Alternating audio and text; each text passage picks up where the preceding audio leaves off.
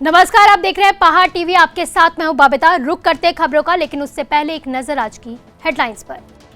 अत्याचार के खिलाफ मुस्लिम समुदाय की जन आक्रोश रैली, गाय को राष्ट्रीय पशु घोषित करने की करी मांग। मुख्यमंत्री हरीश रावत ने कोटद्वार पहुंचकर की चुनावी घोषणाएं।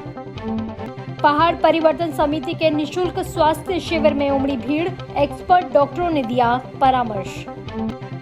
सैकड़ों लोगों की भीड़ ने चर्च पर किया हमला, तोड़फोड़ के साथ लोगों से की मारपीट।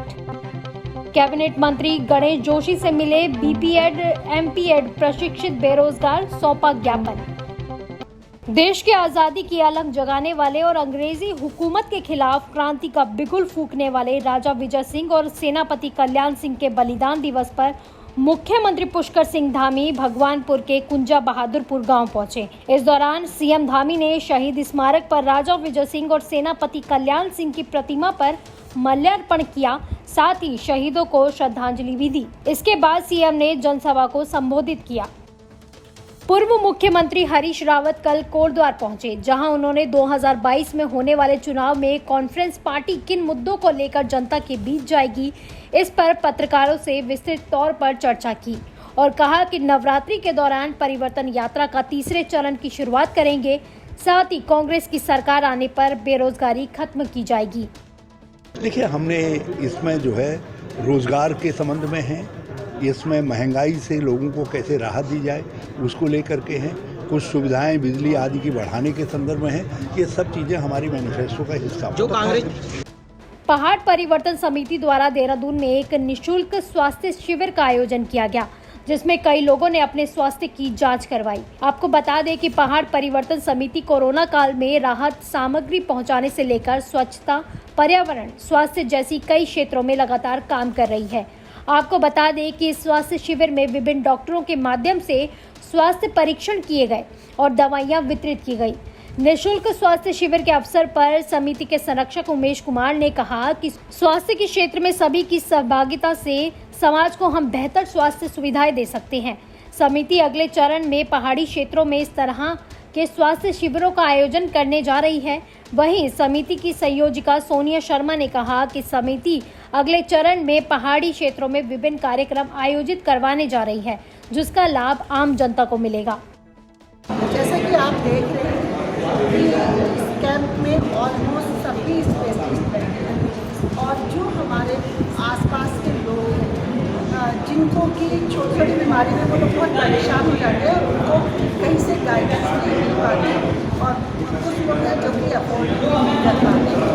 पहाड़ परिवर्तन समिति ने बहुत अच्छा काम किया है कैंप लगा के।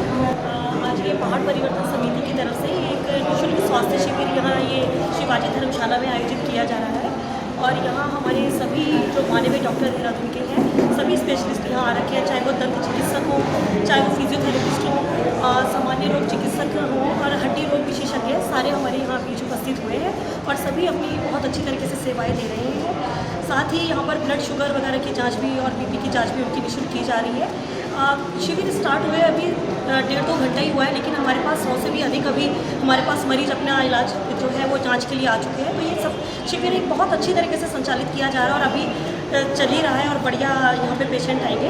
तो पहाड़ परिवर्तन समिति इसी तरह से समाज में असहाय, पीड़ित और जरूरतमंद जो भी लोग हैं उनके लिए सेवा का काम करती है और आगे भी इस तरह से करती है। देखिए, पहाड़ परिवर्तन समिति द्वारा जिस प्रकार से ये समाज के लिए ये प्रयास किया गया है, ये बहुत सराहनीय है और इससे इनको बहुत ज़्यादा एक प्रेरणा भी मिलेगी और हम सबका सहयोग इनके लिए सदैव बना रहेगा, क्योंकि समाज में इन चीज़ों की बहुत आवश्यकता आज के दिन है।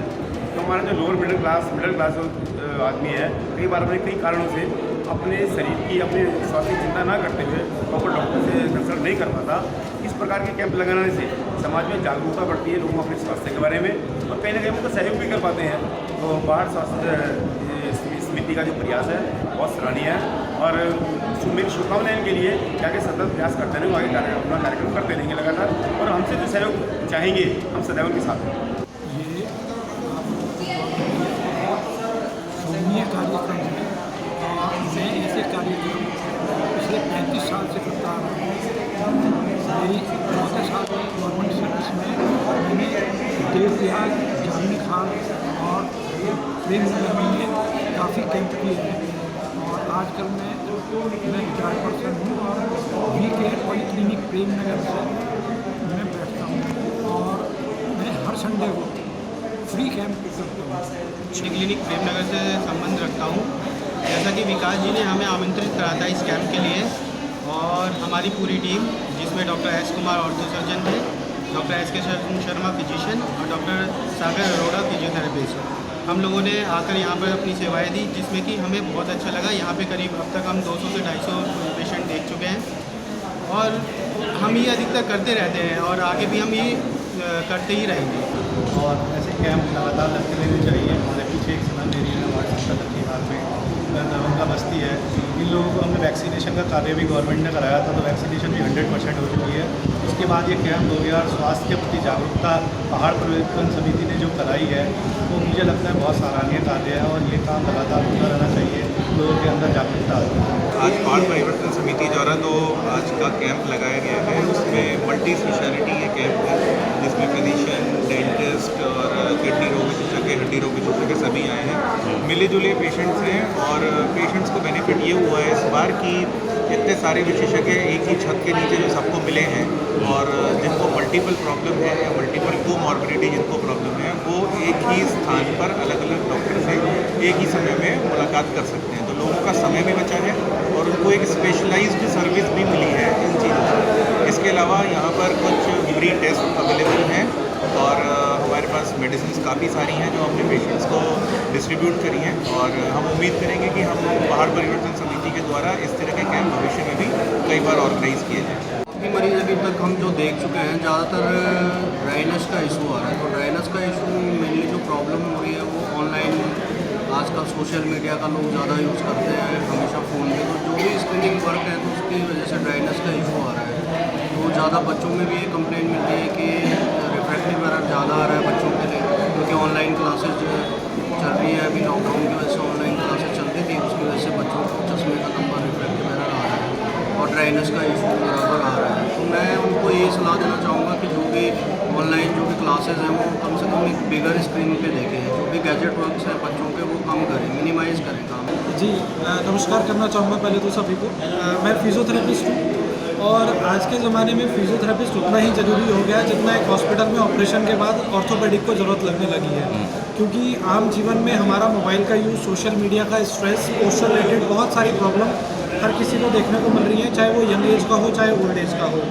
तो आज फिजियोथेरेपी के क्षेत्र में बहुत ज़्यादा लोगों में जागरूकता है, तो उस हिसाब से इस कैंप में आके बहुत अच्छा देखने को मिला है। इससे पहले भी काफ़ी कैंप में मैं बैठा हूँ, जिस क्लिनिक पर मैं बैठ रहा हूँ वहाँ पर भी हम एज अ चैरिटेबल लोगों को अपनी सुविधाएं हर संडे या महीने में 2 बार प्रोवाइड कर रहे हैं। और यहाँ पे कैंप पे आके बहुत अच्छा मिला मुझे, जितने भी लोग मिले सबसे बहुत अच्छा कोऑपरेशन मिला और फिजियोथेरेपिस्ट की डिमांड को देखते हुए मल्टीपल पेशेंट जो हैं भिन्न डॉक्टरों के द्वारा जो है रेफ़र किए गए हैं और डायरेक्ट भी आए हैं। तो सभी को धन्यवाद करना चाहूँगा। सबसे पहले तो मैं पहाड़ परिवर्तन समिति उनका धन्यवाद करना चाहती हूँ कि उन्होंने इतना अच्छा एक कैंप रखा है, मेडिकल कैंप, जो आज के दौर में बहुत ज़रूरी है। और बहुत ज़्यादा लोग ऐसे अलग अलग वर्ग के लोग आए अपना चेकअप कराने के लिए, और दांतों का तो इतना बुरा हाल था लोगों का। और जब वो मेरे पास आए और मैंने उनको चेकअप किया, डेंटल किया, बहुत ही मुझे भी काफ़ी सारा इस चीज़ की नॉलेज हुई कि हाँ बहुत ज़्यादा जो डेंटल प्रॉब्लम्स हैं। तो अब फ्यूचर में मैं चाहूँगी कि और इस तरीके के डेंटल कैंप्स हों और जितने भी डेंटिस्ट देख रहे हैं वो इस तरफ आएँ और ध्यान दें। थोड़े कुछ लोग हैं जो अंडर प्रिविलेज्ड है, वो इतना नहीं कर सकते, तो हम ही लोग हैं जो थोड़ा सा अपना कंट्रीब्यूट कर सकते हैं। तो मुझे बहुत, मेरा एक्सपीरियंस बहुत अच्छा था एंड होपफुली ऐसे कैंप्स पहाड़ परिवर्तन समिति लगाते रहे और हम लोग को मौका मिले ऐसे अच्छे से काम करने। देखिए हम यहाँ पे 10 बजे से रेडी हैं और हमें कम से कम 200 से ज़्यादा मरीज़ देख चुके हैं और मरीजों की तादाद बहुत ज़्यादा है। हमें ऐसा लग रहा है जैसे बुखार के तो काफ़ी मरीज़ आ रहे हैं, लेकिन कोविड के जिनको भी जाँच कराई है वो सारे नेगेटिव ही है। तो ये हमें लग रहा है कि अच्छी बात है कि जितने भी हमने मरीजों की जाँच कराई है वो सारे कोविड के हैं। लेकिन मैं ये भी बताना चाहूँगी साथ में कि शुगर और बीपी के काफ़ी ज़्यादा मरीज़ हमारे पास आए हैं, काफ़ी ज़्यादा, मतलब अगर हमने उत्तराखंड अधिकारी कार्मिक शिक्षक महासंघ के आह्वान पर कल पुलिस कर्मचारियों को 4600 ग्रेड पे की मांग को लेकर परिजनों ने मुख्यमंत्री आवास की तरफ कूच किया। वहीं मुख्यमंत्री आवास पहुंचने से पहले ही पुलिसकर्मियों ने प्रदर्शनकारियों को हाथी बड़कला में बैरिकेडिंग लगाकर रोक दिया। इसी बीच प्रदर्शनकारियों और पुलिसकर्मियों के बीच जमकर धक्का मुक्की भी हुई। राजधानी देहरादून में मुस्लिम समुदाय ने रविवार को गांधी रोड स्थित पुराने बस अड्डे पर बड़ी संख्या में एकत्रित होकर जन आक्रोश रैली की। इस दौरान संगठन से जुड़े पदाधिकारियों ने सरकार पर मुस्लिम और दलितों पर हो रहे अत्याचारों का आरोप लगाया। कार्यक्रम स्थल में बड़ी संख्या में लोग तिरंगा झंडा लेकर पहुंचे और हिंदुस्तान जिंदाबाद के नारे लगाए। इस दौरान मुस्लिम सेवा संगठन के अध्यक्ष नईम कुरैशी ने बताया कि उनका ये प्रदर्शन किसी सरकार या व्यक्ति विशेष के विरोध में नहीं है, बल्कि संविधान सम्मत अपने अधिकारों की रक्षा के लिए राष्ट्रपति और प्रधानमंत्री को अवगत कराने के लिए है। इस दौरान उन्होंने गाय को राष्ट्रीय पशु घोषित करने की भी मांग की। शनिवार शाम को हरिद्वार के खनन अधिकारी रवि नेगी ने मध्य हरिद्वार स्थित रानीपुर मोड़ क्षेत्र में नवनिर्मित बहुमंजिला इमारत में बिना परमिशन खोदकर बनाए गए बेसमेंटों पर छापेमारी कर कार्रवाई को अंजाम दिया। आपको बता दें कि हरिद्वार में इन दिनों बहुमंजिला इमारतों के नव निर्माण को बहुत तेजी से चलाया जा रहा है, जिनमें नीचे बेसमेंट भी बनाए गए हैं, लेकिन बेसमेंट से मिट्टी की खुदाई के लिए खनन विभाग या अन्य किसी विभाग से किसी भी तरह की कोई परमिशन नहीं ली गई है। अवैध रूप से खोदकर बनाए गए इन बेसमेंट पर अब खनन विभाग की नजर टेढ़ी होती दिख रही है, जिसके चलते खनन अधिकारी रवि नेगी के द्वारा शनिवार को ताबड़तोड़ छापेमारी की कार्रवाई की गई। देखिए, कई दिनों से हमको सूचना मिल रही थी कि जनपद के अंदर हमारी जो तहसील है हरिद्वार और ज्वालापुर, इसमें बिना स्वीकृति के बेसमेंट की खुदाई हो रही है और मिनरल जो है, चाहे वो मिट्टी है चाहे वो खनिज है, उसका अवैध परिवहन हो रहा है। इसके संदर्भ में हम लोगों ने आज 5 से 6 जगहों पर छापेमारी किया। औचक निरीक्षण में देखने में आया कि काफ़ी जगह पर बेसमेंट बना है, जैसे पीछे भी दिख रहा है। बेसमेंट की अभी इसमें जानकारी ली जा रही है, इसकी नपत भी होगी। इसके बाद अगर अवैध परिवहन पाया जाता है तो कार्रवाई की नियमितता होगी। इसमें ये देखना होगा कि बेसमेंट की परमिशन क्या प्राधिकरण से या किसी विभाग से स्वीकृत है। आपको ये भी संज्ञान में डालना चाहूँगा, मेरे कार्यालय से, खनन कार्यालय से कोई भी बेसमेंट की अभी तक स्वीकृति नहीं हुई। तो इस आधार पर कहना उचित नहीं है, हो सकता है पूर्व में हो। ये सभी अभिलेखों की जांच करने के बाद इन पर कार्रवाई भी होना सुनिश्चित है। रुड़की की सिविल लाइन कोतवाली क्षेत्र के सोलानीपुरम में कल सैकड़ों लोगों की भीड़ ने एक चर्च पर हमला करते हुए जबरदस्त तोड़फोड़ कर दी। इतना ही नहीं, चर्च में प्रार्थना कर रहे लोगों के साथ मारपीट भी की गई, जिसमें करीब 1 दर्जन से ज्यादा लोग घायल हो गए, जिनको उपचार के लिए सिविल अस्पताल भिजवा दिया गया है। चर्च के लोगों का आरोप है कि तोड़फोड़ करने वाली भीड़ वंदे मातरम और जय श्री राम के नारे लगा रही थी। वहीं कांग्रेस प्रदेश प्रवक्ता गरिमा मेहरा दसोनी ने इस वाकये को दुर्भाग्यपूर्ण बताया है। उन्होंने कहा है कि प्रदेश के अन्य जिलों से भी तुष्टीकरण की खबरें सुनने को मिल रही है। ये पूरी कवायद भाजपा और आरएसएस की है। चर्च है यहाँ पे 33 साल से 40 साल से ये जगह यहाँ पे प्रार्थना हो रही है। मेरे पिताजी यहाँ पे करते थे प्रार्थना, उनकी पिछले साल कोविड से मृत्यु हो गई और आज मैं और मेरी मम्मी, मेरी बहन है, तो हम जैसा हर संडे होता है हम यहाँ पे प्रार्थना के लिए सुबह 10 बजे इकट्ठा हुए। प्रार्थना शुरू होने के पहले ही हमने, जैसे स्टार्ट होने के पहले जय श्री राम वंदे मातरम के नारे लगाते हुए तकरीबन 400-500 गिन नहीं सकते थे, इतने लोग थे। तो वो लोग ऊपर आए और बिल्कुल आते ही मारने लगे और सब चीज़ तोड़ दिया, हर चीज़, पंखे, लाइट्स, वायरिंग, सामान, और उसके बाद हमको मारने लगे। ये तो अभी बोल रहे हैं उनके हस्बैंड को मारा, लोगों का सर फोड़ दिया है, बुजुर्गों को भी मारा, बहुत ही दुर्भाग्यपूर्ण है। मुझे लगता है ये अमानवीय कृत्य है। अगर धार्मिक स्थलों पर इस तरह से चोट की जाएगी तो करोड़ों करोड़ जो आस्था रखने वाले लोग हैं, जो धर्मों को मानने वाले लोग हैं, इस हिंदुस्तान की खूबसूरती इसी में थी, इसी में है, जो हम एक गुलदस्ते की तरह यहाँ पर सारे जाति, धर्म, बोली, संस्कृति के लोग रहते हैं। ऐसे में आप लगातार देख रहे होंगे, क्योंकि प्रदेश में बेरोजगारी सुरसा का रूप ले चुकी है, महंगाई विकराल रूप ले चुकी है, भ्रष्टाचार में ये सरकार घिरती नजर आ रही है। तो इस प्रदेश की राजनीति में नैरेटिव चेंज करने के लिए आगामी चुनाव के मद्देनजर इस प्रदेश के अंदर होने वाली जो चर्चाएं हैं, जो डिबेट्स हैं, उनको भ्रमित करने के लिए, उनको डाइवर्ट करने के लिए, मूल इश्यूज से लोगों का, जनता का ध्यान भटकाने के लिए इस तरह के प्रयास किए जा रहे हैं। और जो आज रुड़की में जो सुनारीपुरम में हुआ है वो बहुत ही दुर्भाग्यपूर्ण है। महिलाओं के साथ अभद्रता हुई है, चर्च के अंदर तोड़फोड़ हुई है। ऐसे ही कुछ प्रदेश के अन्य जिलों से भी खबरें सुनने को मिल रही हैं कि तुष्टीकरण की पूरी कवायद भाजपा के और आरएसएस के द्वारा की जा रही है, जो कि बहुत ही दुर्भाग्यपूर्ण और निंदाजनक है। दिल्ली देहरादून राजमार्ग चौड़ीकरण परियोजना के तहत मोहन क्षेत्र में गणेशपुर से डाटकाली मंदिर के बीच करीब 12,000 पेड़ों का कटान किया जाएगा। इतनी संख्या में पेड़ों के कटान को रोकने के लिए दून के 19 गैर सरकारी संगठन लामबंद हो गए हैं।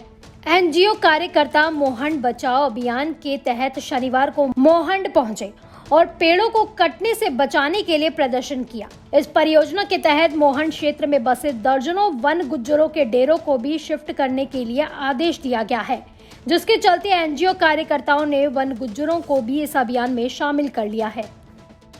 पतंजलि योगपीठ की शाखा वैदिक कन्या गुरुकुलम में साध्वी ने छत से कूदकर आत्महत्या कर ली है। प्राप्त जानकारी के अनुसार 2018 से पतंजलि योगपीठ के शाखा वैदिक कन्या गुरुकुलम में साध्वी अध्यापन कर रही थी। मृतक साध्वी मध्य प्रदेश निवासी बताई जा रही है।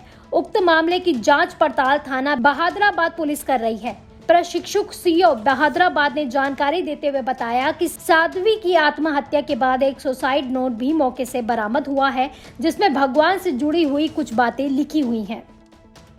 बीते शनिवार गांधी जयंती के उपलक्ष्य में आरंभ एक पहल सोसाइटी नामक संगठन ने पुनः अपनी निस्वार्थ सेवा का प्रमाण दिया है। संगठन से जुड़े विद्यार्थियों ने प्रेमनगर देहरादून क्षेत्र के कई स्थानों पर साफ सफाई का कार्यक्रम भी किया और समाज को स्वच्छता के प्रति सचेत करते हुए कई कार्यकर्ताओं ने अपने विचार व्यक्त किए। कुछ कार्यकर्ताओं द्वारा क्षेत्र में रहने वाले लोगों से सीधा संवाद करते हुए उनके विचार सुने गए और उन्हें समाज में गंदगी से होने वाली बीमारी और उनके प्रकोप के नतीजे बताते हुए सुना। और क्षेत्र में हो रहे कूड़ा करकट और गंदगी से देहरादून हमेशा डेंगू जैसी महामारी से जूझता है, जिसको लेकर अध्यक्ष शिवम राणा सहित कई कार्यकर्ताओं ने अपने विचारों को रखा। नव युवक कला केंद्र किच्छा के तत्वाधान में 5 अक्टूबर से प्रारंभ होने जा रही प्रभु श्री राम की लीला के लिए कल पुरानी गल्ला मंडी स्थित रामलीला मैदान रामलीला मंच पर रामलीला कमेटी के पदाधिकारियों द्वारा भूमि पूजन हवन किया गया। कल चीला विद्युत गृह में उत्तराखंड विद्युत अधिकारी कर्मचारी संयुक्त संघर्ष मोर्चा के आह्वान पर गेट मीटिंग आयोजित हुई, जिसमें ऊर्जा निगम के सभी संगठनों के सदस्यों द्वारा प्रतिभाग किया गया। संयुक्त मोर्चा द्वारा नियमित और संविदा कर्मचारियों की विभिन्न 14 सूत्रीय मांगों के संबंध में निरंतर संघर्ष किया जा रहा है, जिसके तहत कार्यक्रम जारी किए गए हैं। गेट मीटिंग में विभिन्न वक्ताओं ने मोर्चा के आंदोलन को सफल बनाने के लिए एकजुटता बनाए रखने की अपील की और बताया कि सरकार द्वारा गत कई वर्षों से आश्वासन ही दिया जा रहा है। वक्ताओं ने आरोप लगाया है कि शांतिपूर्ण आंदोलन को सरकार बलपूर्वक समाप्त करने की सफल कोशिश कर रही है। ऋषिकेश शिवपुरी के बीच कल 10 किलोमीटर से भी ज्यादा लंबा जाम लगा हुआ दिखाई दिया। आपको बता दें कि ये जाम वीकेंड होने के कारण पर्यटकों की भारी भीड़ होने से लगा था, जिसके कारण ट्रैफिक व्यवस्था न होने से परेशान आम जनता और पर्यटकों को खासी दिक्कतों का सामना करना पड़ा।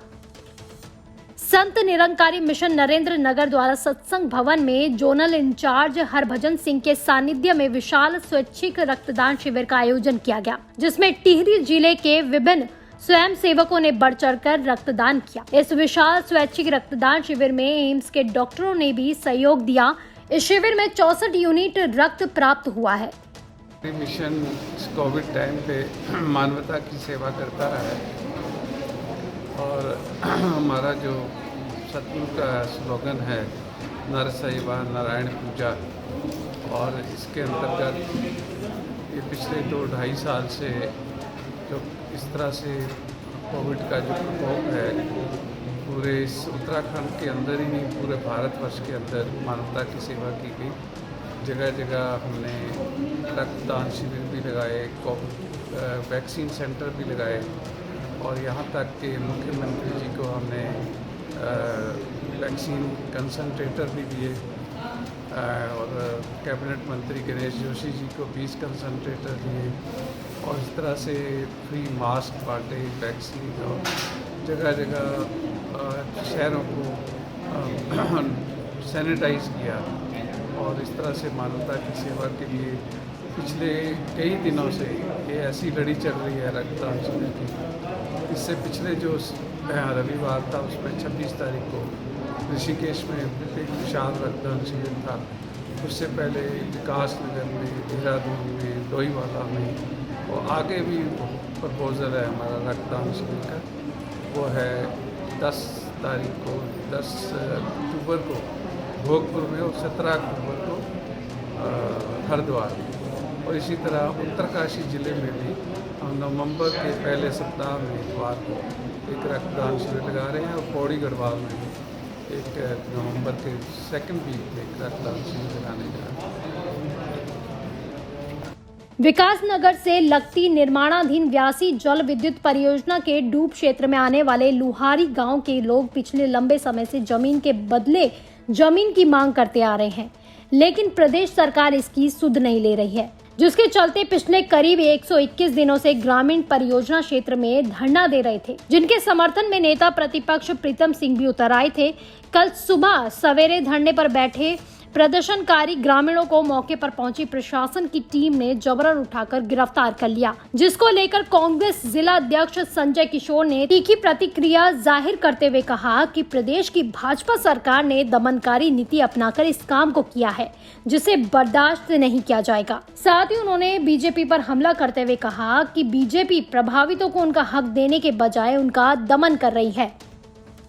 देखिए, जिस प्रकार से शासन प्रशासन ने मिलकर लुहारी गांव के जो आंदोलनकारी थे, जो अपनी जायज़ मांग के लिए वहां पर बैठे थे, वहां पर उनके बच्चे बैठे थे, हमारी वहां पर माताएं बहनें बैठी हुई थी, और जिस तरीके से दमनकारी नीति को अपनाते हुए लोकतंत्र को तार-तार करते हुए उनकी कोई बात सुनी नहीं गई। वो अपनी ज़मीन के बदले ज़मीन की मांग कर रहे थे, लेकिन सरकार के किसी भी सक्षम अधिकारी ने उनके पास अपना कोई प्रस्ताव नहीं रखा कि हमारा ये प्रस्ताव है। कोई सक्षम अधिकारी जो निर्णय लेने के लिए सक्षम होता, उनके पास बात करने नहीं आया। उनके किसी प्रतिनिधि मंडल को भी सरकार ने नहीं बुलाया और सीधे उनको उठाकर आज वहाँ पर धरना स्थल पर से उठाकर उनको अरेस्ट कर लिया गया। मैं इसकी कड़े शब्दों में निंदा करता हूँ। और जहां हम पूरे विश्व गांधी जी के जयंती को मना रहे हैं और लोकतंत्र की बात कर रहे हैं, तो ये बिल्कुल अलोकतांत्रिक तरीके से उनको उठाया गया, बलपूर्वक उनको उठाया गया। पूरी कांग्रेस पार्टी लोहारी गांव की जो जायज़ मांगे हैं उन लोगों के साथ है और हम उनके लिए न्याय की लड़ाई लड़ेंगे। पहाड़ टीवी में फिलहाल के लिए बस इतना ही। उत्तराखंड की बड़ी और तमाम खबरों के लिए आप देखते रहिए पहाड़ टीवी। नमस्कार। है बेखौफ उम्मीद का रंग,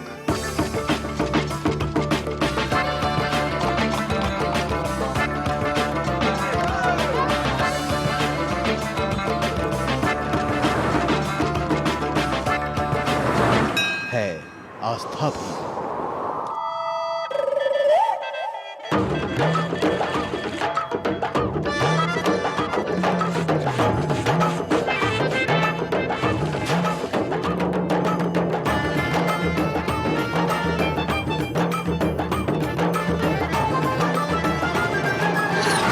ये है मेरा उत्तराखंड।